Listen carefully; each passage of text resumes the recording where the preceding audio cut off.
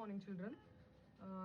Once again, back with the sixth example, that is a planar loops of different shapes moving out of or into the region of the magnetic field, which is directed normal to the plane of the loop and away from the reader. We have to find out the direction of the induced current in each loop by using the Lenz law, isn't it? So first loop is considered as a rectangular loop ABCD. Second loop is considered as a triangular loop. Third loop is considered as a non-uniform loop, which is moving out of the field. And fourth loop is considered as the circular loop, which is moving inside the field. Okay, so let us consider the first example, that is a rectangular loop moving inside the magnetic field, isn't it? So when here in this diagram the field is shown, it is a cross field. Cross field means it is moving inside it.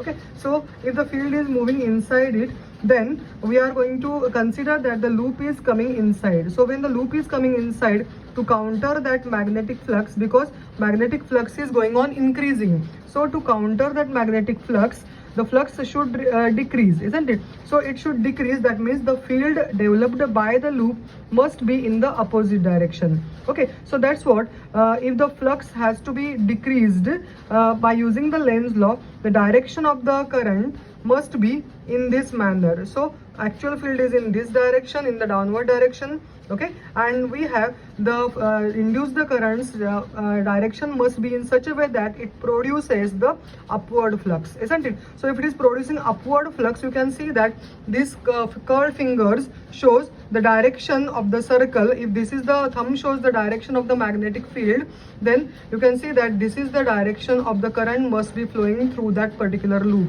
and you can see that it is a anti-clockwise manner. Okay, so for the first loop, the direction of the current must be anti-clockwise, so it is a anti-clockwise. Now in the second case, we are considering the triangular loop, but this triangular loop is moving outside the field. That means flux is decreasing, and the induced current must be in such a way that it should counter that decrease. That means it must again increase the flux. So for that, once again we are going to consider this is the direction of the actual field, okay, and the loop is moving outside. So to counter this particular decreasing flux, the current has to flow in the same direction, then and then only the flux will be increasing. So we have the triangular loop, the current flows in the clockwise direction, so it is from in this direction. Okay, now the third case is again it is a third loop, which is considered as a non-uniform loop. Okay, so for this non-uniform loop also, once again the flux is reducing. The flux is reducing, and we want to make the flux once again in increasing order. Okay, so to the direction of the induced current must be in such a way that it should oppose the decrease. It should oppose the decrease in the flux. That means it must increase the flux. To increase the flux, once again the direction of the current in this particular loop must be considered to be a clockwise. Okay, and fourth one is the this particular loop, which is a circular loop. Again, the circular loop is moving inside the magnetic field. That means the flux is going on increasing when the loop moves inside, isn't it? So the direction of the current in the particular loop must be such that it should oppose the increase in flux. It should oppose the increasing flux, and increasing flux is in this direction, isn't it?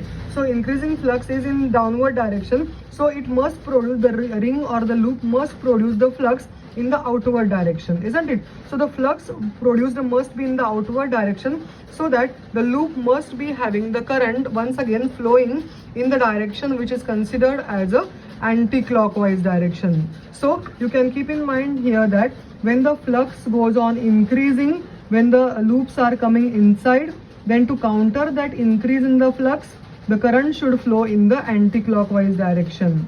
Yes, and when the loops are moving outside the particular magnetic field, the loop has to produce the current in such a way that it should again increase the flux, because the flux is decreasing as the particular loop is moving outside. So to counter that particular loop, to counter that decreasing flux, we have to increase the flux. So in the direction of the clockwise direction, the current has to flow, so that only the flux is going to increase.